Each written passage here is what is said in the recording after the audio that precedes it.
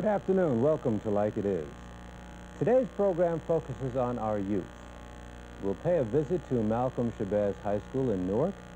We'll have an in-studio discussion with Maurice Nixon on the newly passed juvenile justice law. And finally, a look at a karate master who uses his expertise and convictions in his work with young people. We'll get underway right after this.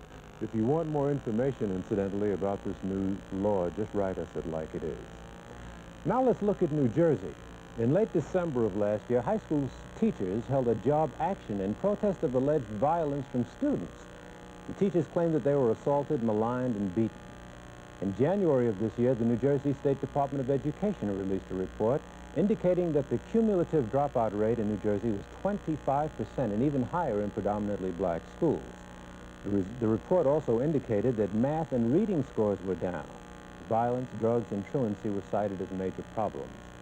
The Malcolm Shabazz High School in Newark has been singled out as one of the most troubled high schools in the state. In the wake of all this negative publicity, we took our film crew to Malcolm Shabazz to film a talk that was delivered by the Reverend Buster Soares of the New Jersey Leadership Institute. Reverend Soares was the former head of the New Jersey chapter of Operation Push. He's only 25 years old. Here now is what this young minister had to say to the young students of Malcolm Shabazz High School.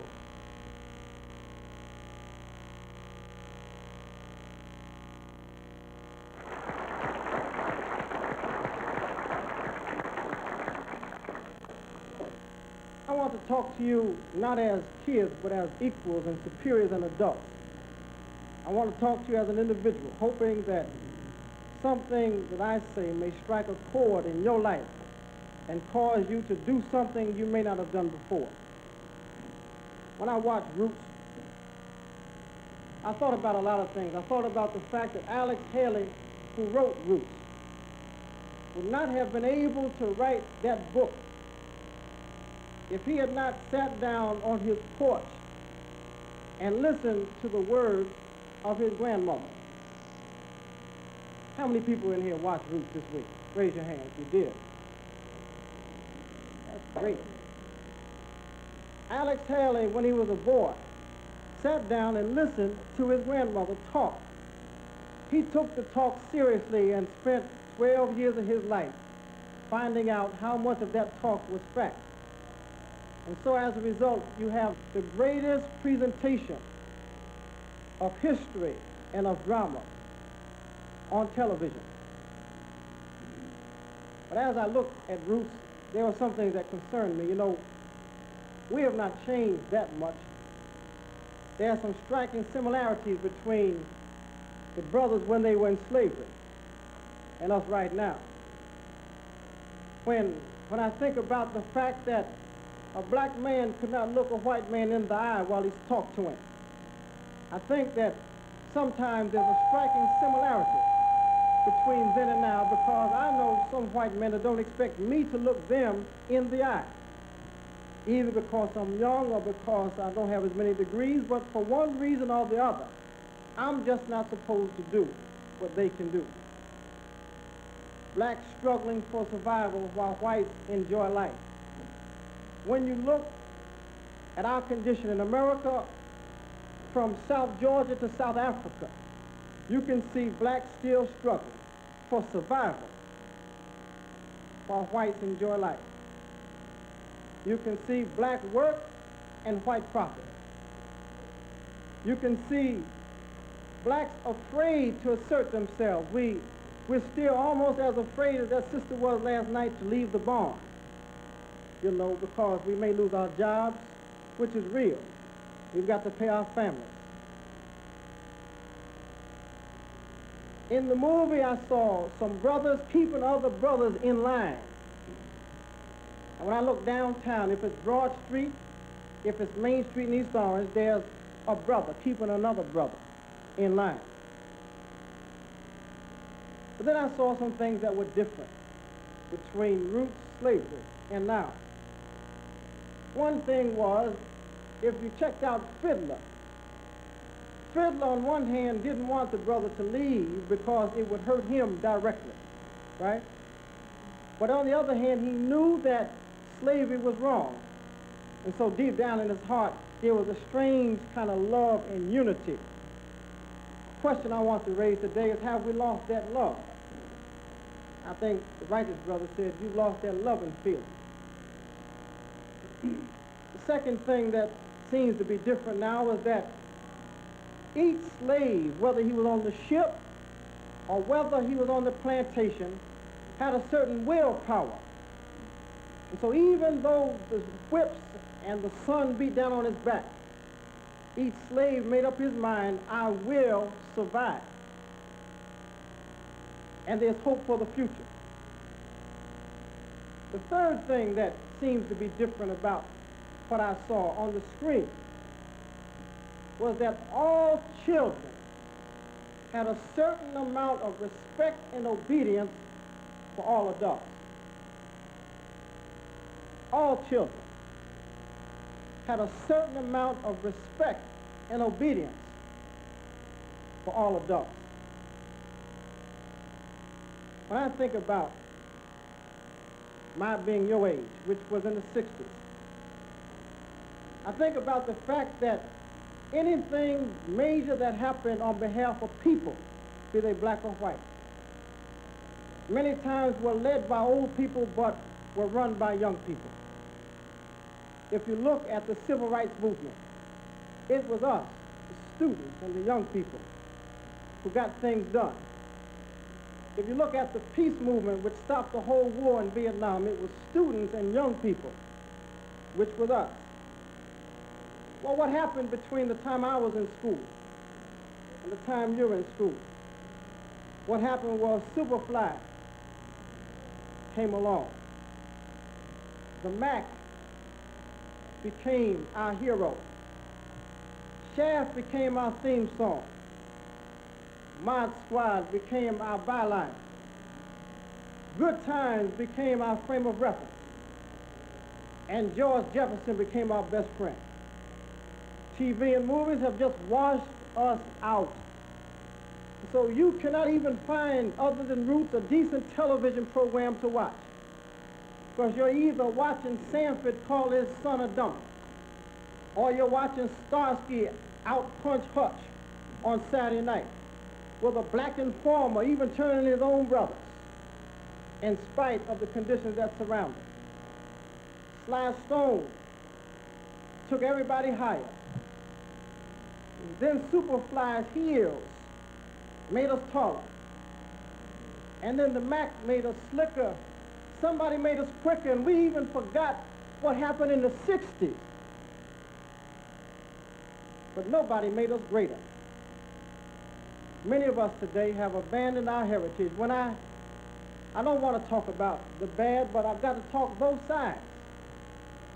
The reason why you are here is because there are some people standing outside this door who will just as soon destroy this library as you would sit here. You see, on one side, the stories about Shabazz were not true because they made the minority look like the majority. But on the other side, the majority stood back and let it happen.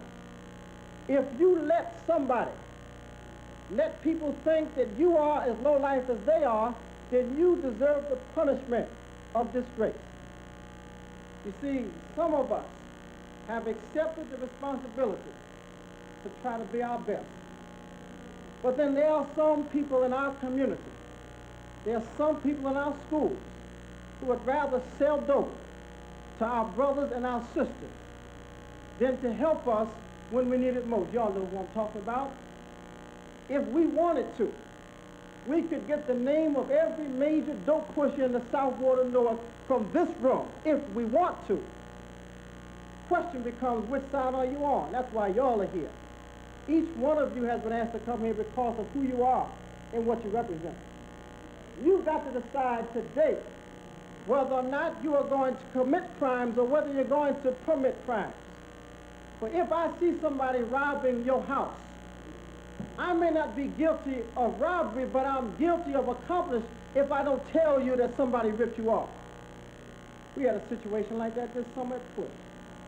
Some brothers broke in the building, some other brothers saw who they were. They ripped off another sister's stereo, and when they were caught, they said, "You're not my brother, you turned me in." That's a distorted kind of mentality. Television. You know that the biggest selling magazine in this country today, oh no, it's not Valalian News. It's not Ebony. It's not Jet. It's TV Guide. 22 million copies a year are sold of TV Guide. Not Essence, not Encore, but Television Guide. And we buy it along with everybody else. But as you watch Roots, think about the fact that there are some people that you know their names, you know their addresses, you know how they dress, and you know about their mess. You know that they have turned their backs on their heritage. They've turned their backs on our history.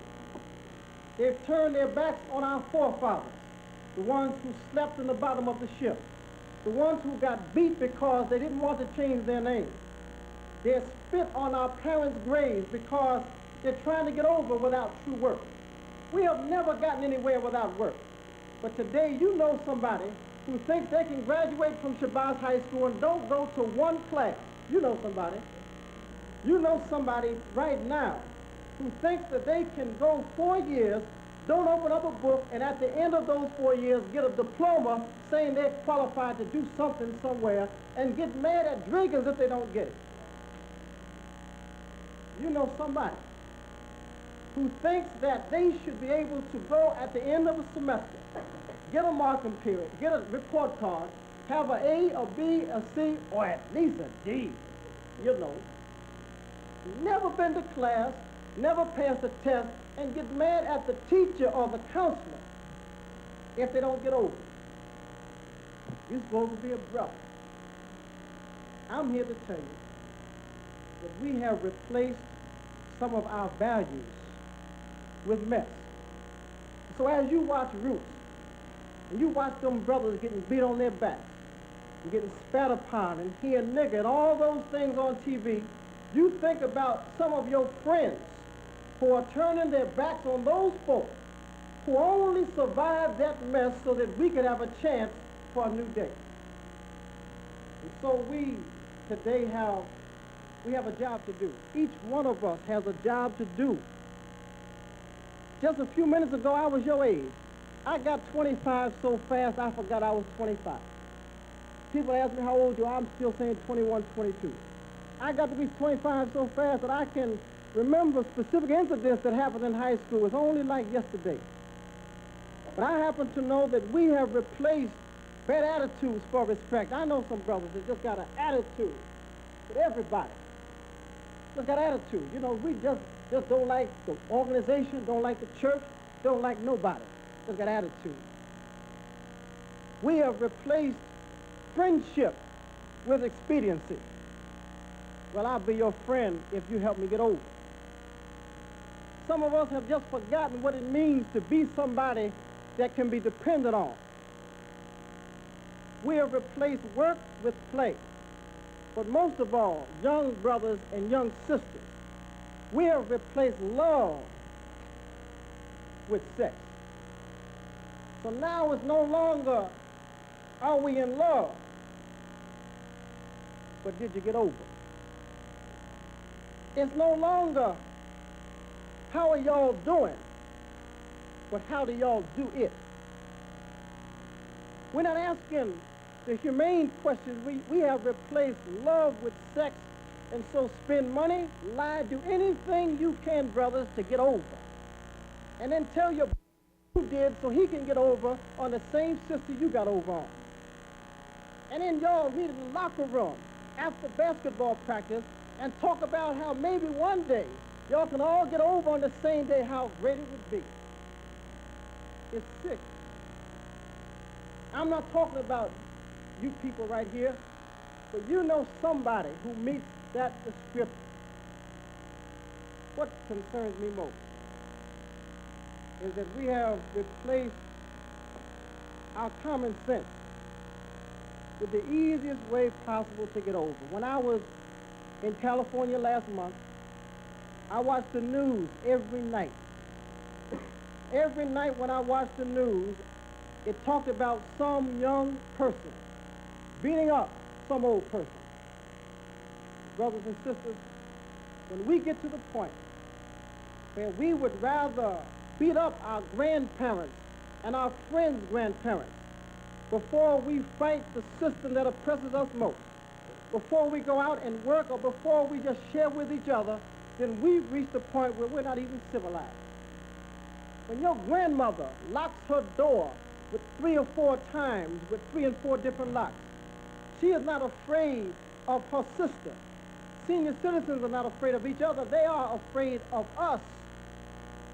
Old folks today are so afraid of young people that when I go to a church to preach, sometimes the old sisters, not knowing who I am, don't even want me to come inside. They're just scared to death because probably a couple weeks ago, some young punks ran into the church with guns and ripped the church off.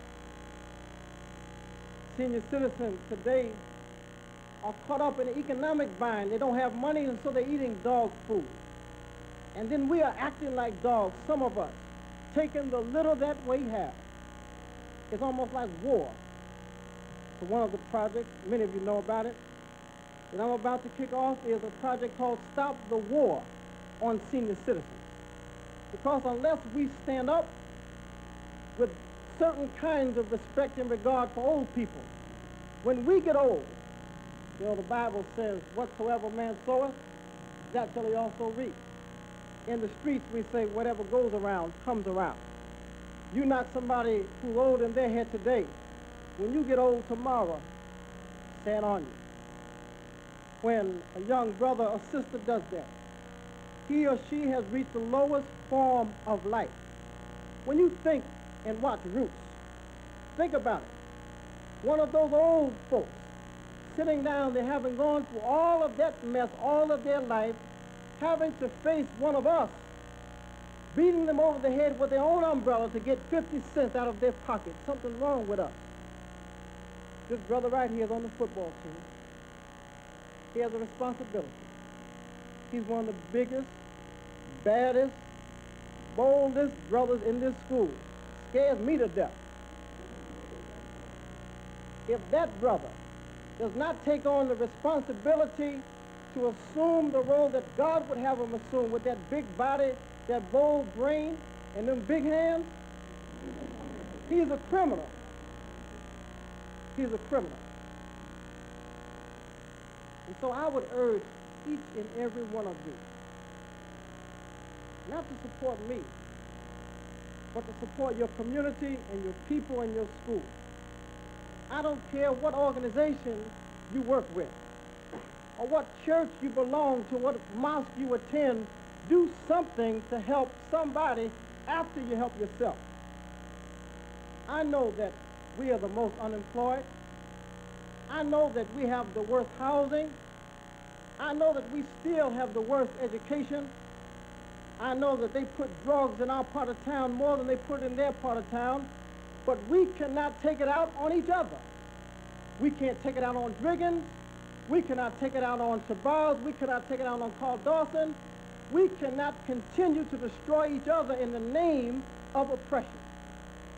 We have got to rise above our circumstances and meet our oppression head on.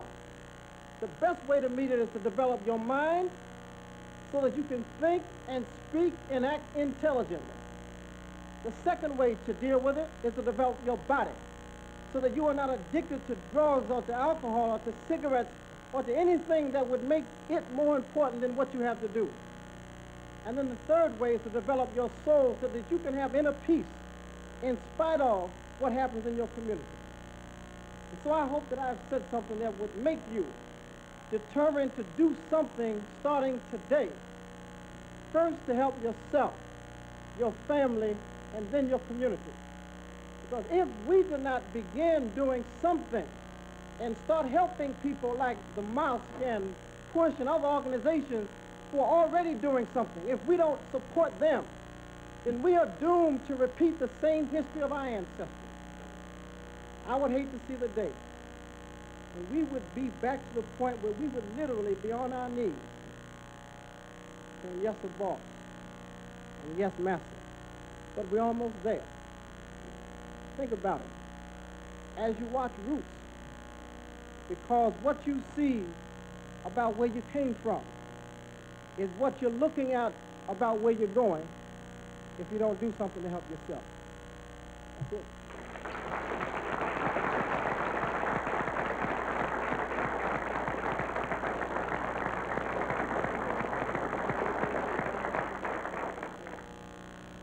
Well, that's all we have time for today. We hope that this show provided you with information, some food for thought, and some inspiration. Our thanks to our guests, Maurice Nixon, as well as Reverend Soares and Frederick Hamilton on film. And I want to break tradition for just a few seconds and say a word about our mail. It's been overwhelming, and I thank you for your praise. We thank you, unlike it is. Thank you for your praise and your... Includes developing young people and their specific talents as it pertains to their leadership potential.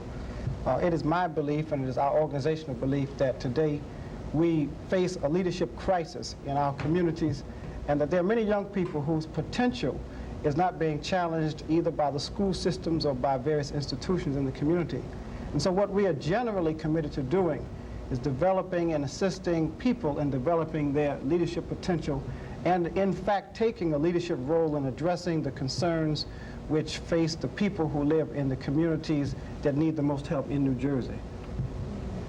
One thing that has come out of crime statistics over the last couple of years is that while adult crime is stabilizing, juvenile crime is going up. And you're saying that the young people are not being challenged by their schools or whatever. Does your organization work towards trying to get those who might be diverted into crime, say? Well, Janice, our philosophy is that those who permit crimes are as guilty as those who commit crimes. What do you mean by permitting? By permitting, we mean if we sit back and allow people who are in our community or people in our peer group even to commit crimes against other people in our community, then in fact our not doing anything about the problem makes us a part of the problem. For your average person whose next door neighbor, say, might commit a crime, how can that average person stop them? I think the basic situation that exists is that there is so much apathy and self-interest that exists in our communities today, that people can reasonably predict that they will not be responded to unless they are victimizing you. In other words, I think that thou shalt love thy neighbor as thyself is a tenet which it does not exist as heavily as it used to in our communities. And so I think generally we must begin to build a climate of more concern for each other. for doing that, then I think people will know that if they do something to you, that I will respond because I'm as concerned about you as you are about yourself. An example of that is our project SOS, Save Our Seniors. SOS, of course, implies that there is an emergency. And Save Our Seniors implies that the senior citizens in our community, as an example of crime victims, are being victimized by teenagers and by hoodlums and by others who would rather snatch purses in many instances than even help themselves. What we have noticed from reading the media and by meeting with senior citizens is that many senior citizens are virtually afraid to go downstairs in their own building to dump their garbage. And they're not afraid of each other. They're not afraid of the police. Senior citizens are, in essence, afraid of young people. But there are many young people who are not involved in these negative criminal activities. As a matter of fact, the overwhelming majority of young people we found are not only not involved in those activities, but are willing to assist senior citizens in their shopping, in their homes.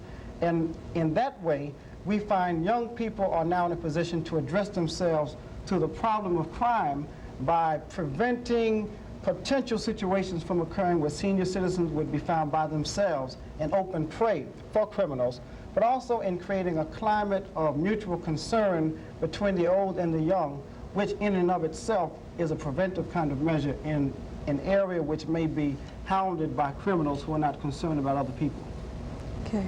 How does the New Jersey Leadership Institute relate to other agencies, for example, Vindicate? Well, basically, part of rehabilitation involves leadership. We try to take youngsters and change their environment, their attitude and ways, get them back into meaningful kinds of things, such as going to school every day. That's reducing truancy, getting youngsters a job to feel the responsibility of being an adult, and moving towards the positive mainstreams of our community. So being a part of SOS is very important to us because rehabilitation means leadership, and we've got to develop the kind of individuals that think for themselves and also have some sort of feeling towards their community if we're talking about successfully keeping them out of the mainstreams of crime. Okay, let's back up a bit. Some people might not be familiar with what Vindicate does, and you keep mentioning rehabilitation. Sure. Well, Vindicate Society is a residential treatment center designed to provide rehabilitative services to hardcore delinquents from around the state of New Jersey. Part of our program is to provide room and board, counseling services, group therapy, along with a variety of educational and cultural activities. Most of our youth come from Newark and many from outside of the Essex County area. They're with us for a period of 18 months, and our purpose is to divert them from getting back into the mainstreams of the criminal justice system. Are there any other agencies or centers that you would deal with in reaching, let's say, let's reach towards those youngsters who have already been in trouble, who are more inclined to return to trouble? Well, of course, as you know, Janice, and as we've said, the Vindicate Society is one such agency. The youth service bureaus in East Orange and Montclair and in other communities are organizations which deal with not only juveniles who've had trouble with the criminal justice system, but also young people in order to prevent them from interacting with that system. And we have functional relationships, organizational relationships, project relationships with respect to SOS with those specific agencies. Our intent is to, in some ways, provide services and meaningful activities for young people who presently have none, but also to work with existing organizations and agencies such as the Vindicate Society. For I've learned, and I'm sure you have in your personal experience, that many times two can do things together that neither could have done by themselves. Mm-hmm. And so it is not as much a question of competing of each other than completing each other. For in many ways, in order for our community to develop the way we ought to develop and realize our full potential, it will come not as a result of more money, but more cooperation among those who presently get money. Do you get any money? Presently, Janice, our organization is not funded. We get private donations from individuals.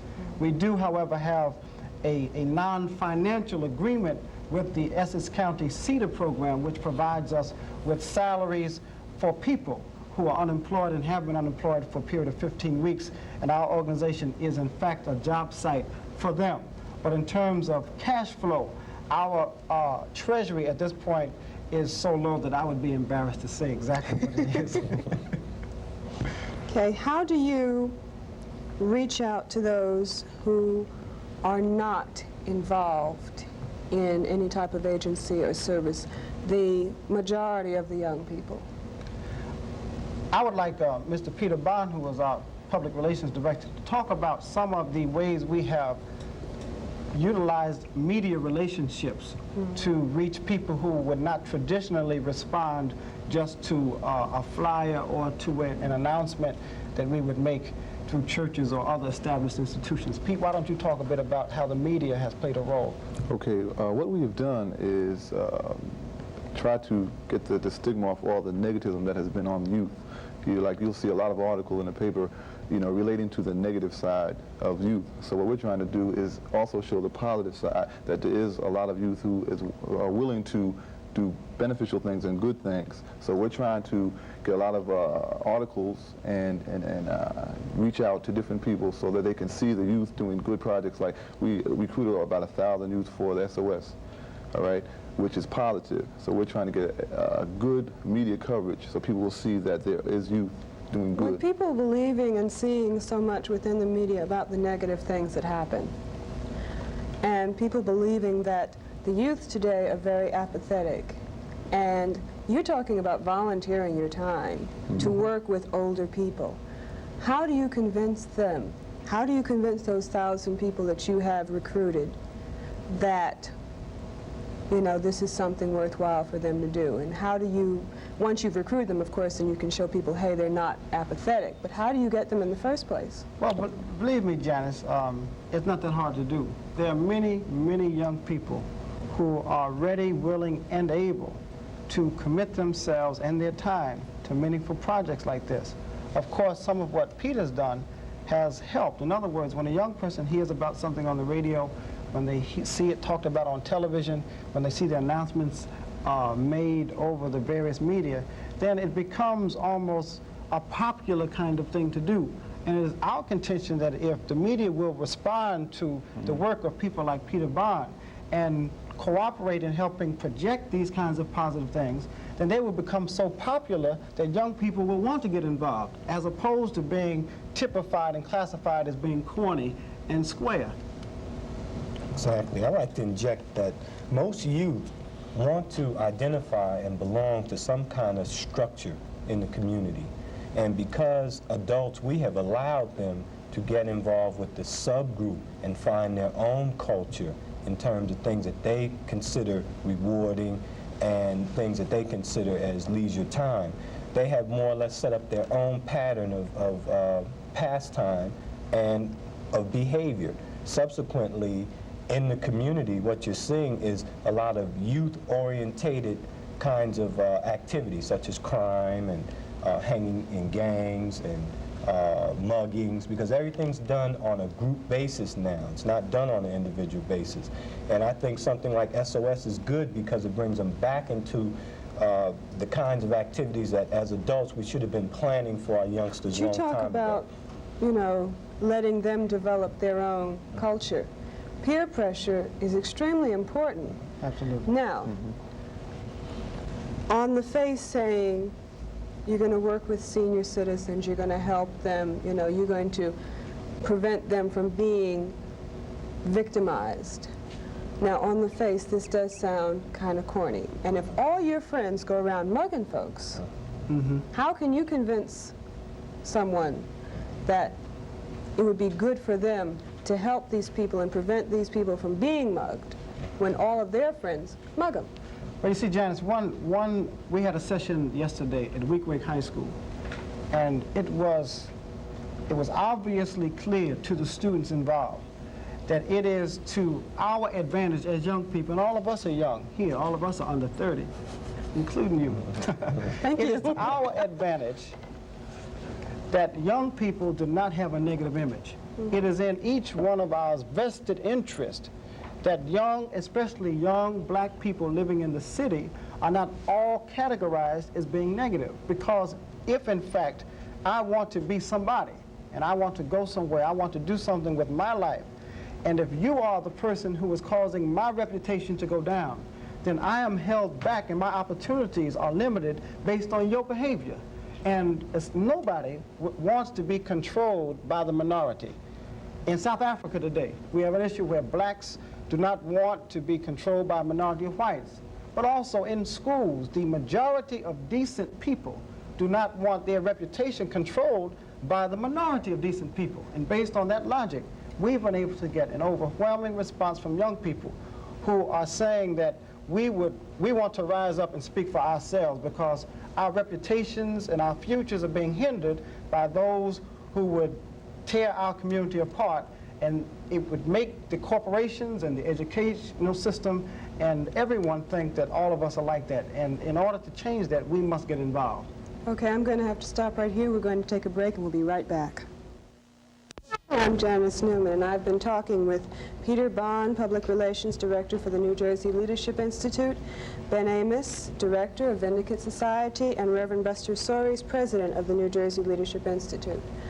Now, just before the break, we had gotten into how these youngsters that we're reaching out to are not pressured into doing bad things, but rather feel that they don't want to be controlled by the majority.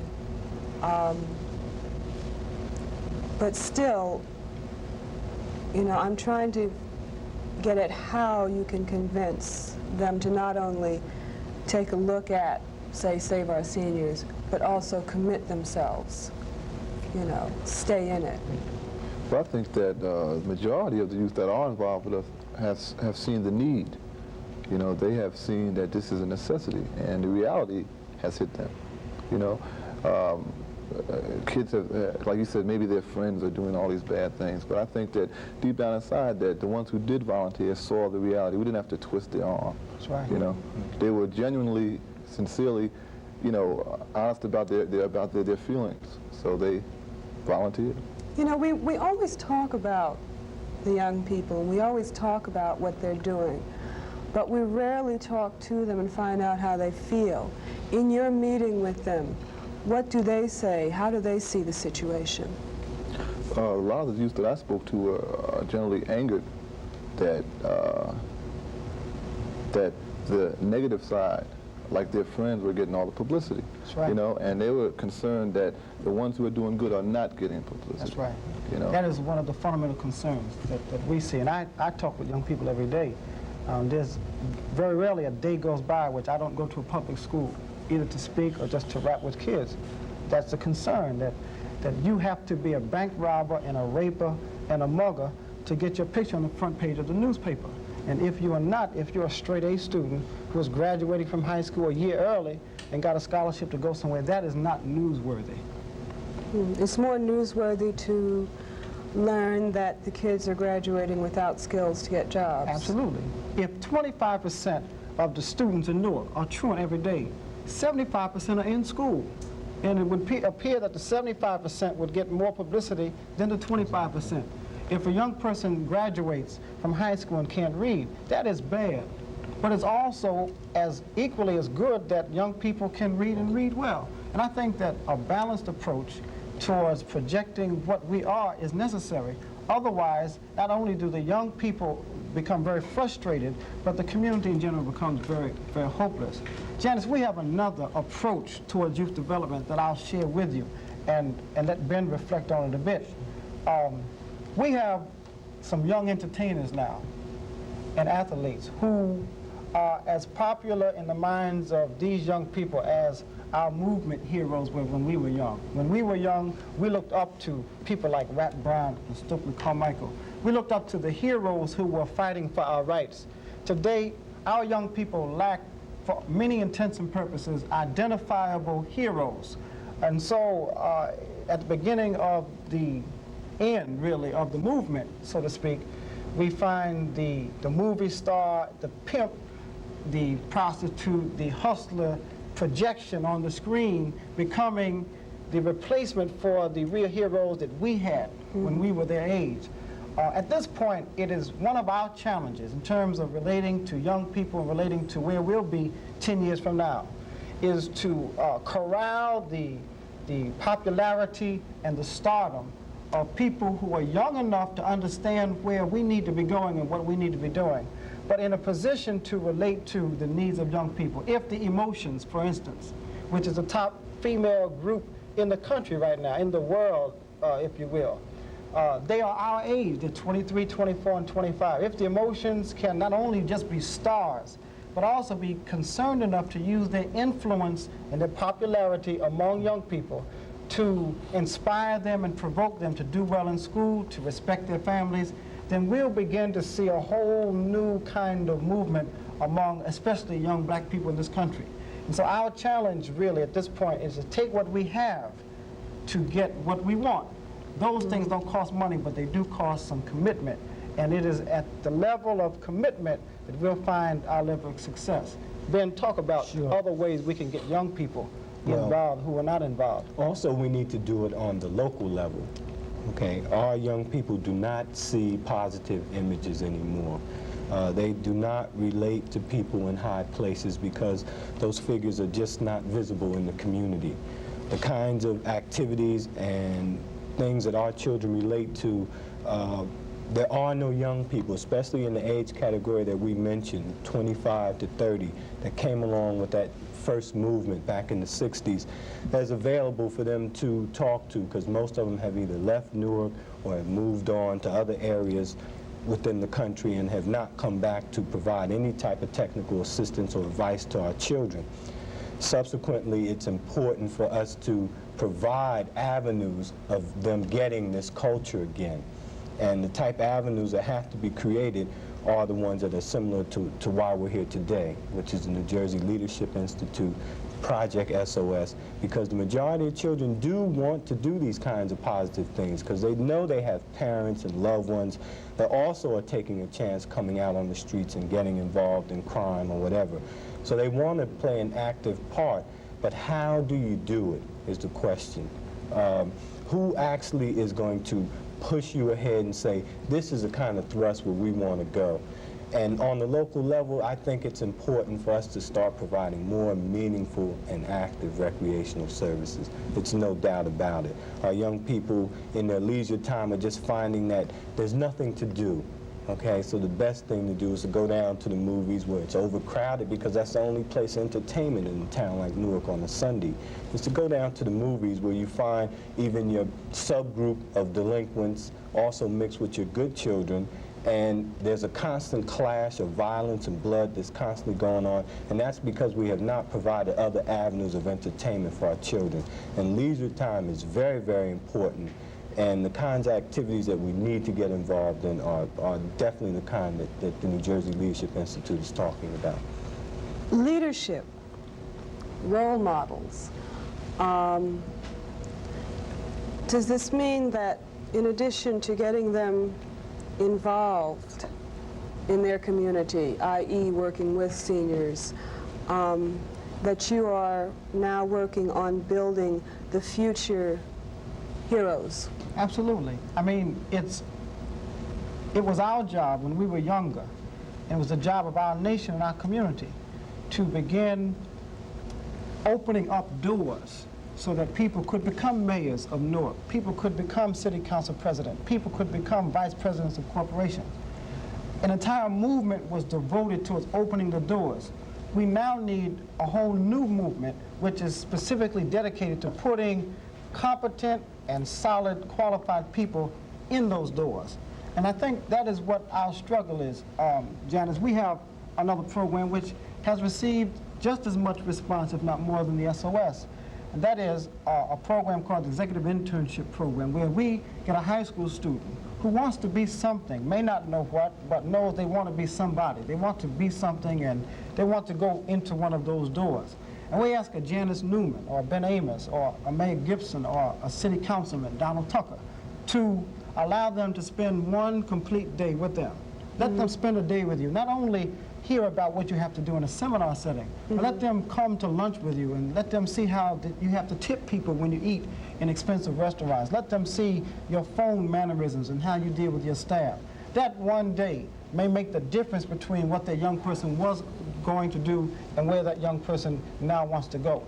It is that kind of cohesive and collective effort that we must now revive in our community. For there are many things we have that we just don't use. We have intelligence, we have expertise, we have people, we have talent that we just do not use. We have kind of gotten caught up in the materialistic nature of American society and trying to get more for ourselves, but we need to now be serious about how we can share with each other and especially our youth who are the leaders of today, not In tomorrow. our last couple of minutes, we're talking about some very special kids. When you talk about spending a day with an executive, you know, we're talking about kids who you can plant in them an idea of where they're going to go, That's right. and they already have something in the back of their minds. What about those kids that aren't even motivated enough to go to school, much less spend a day, you know, plotting out a career? Many young people who are not motivated enough to go to school are not motivated because the school did not offer them something when they went there. And the same young people who the schools say will not learn respond to these kinds of projects. Ben has experience with young people who respond in a setting that is obviously committed to them, as opposed to a setting which they are just compelled to be a part of. And I feel that the average young person, we're not born arrogant, we're not born evil, we are born, everybody's born a person unless they have some mental or physical deficiency. The average young person wants to be a part of something, and I think it's up to this entire society to, rather than asking the young person to conform to it, but for it to conform to the needs of the young people who represent its future. And that's where we are. We get the same response from the dropouts when we say, would you like to spend a day with Janice Newman, as we do with the Honor Society students. Because all of them want to be something. And the question is whether the institutions which are designed to foster them and develop them are as committed to making them something as they are to becoming something. Okay, you have just a couple of minutes. Sure, to add to seconds. that, sure, I think that because adult society has problems within itself, marriages, divorces, and whatnot, that it's incumbent upon the community to provide other services, to provide supportive services to the children itself. And that's why programs and innovative kinds of programs are needed to direct our children back into the educational system so that they can become positive. And as Buster said, the delinquent wants to be somebody just as well as the honor roll student. Okay, thank you, Peter Bond, Ben Amos, and Reverend Buster Sawyer for joining us. And join us again next week for Newark in Reality. I'm Janice Newman.